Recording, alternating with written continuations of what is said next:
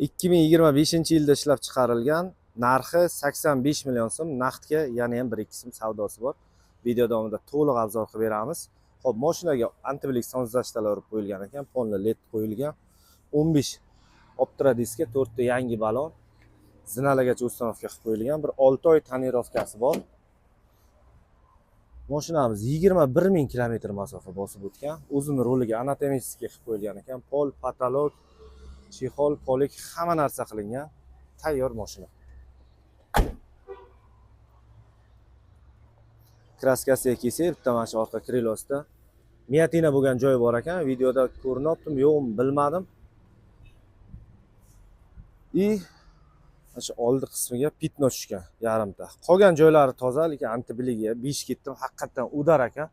Mashina qo'limizda turibdi, bemalol kelib ko'rib, naqdga ham baraka qilsangizlar bo'ladi. Avtokreditga eng minimal 13 million so'm bilan chiqarib beramiz. Hamma dokument rasxodlari ichida oyligi 3 million so'mdan to'g'ri keladi.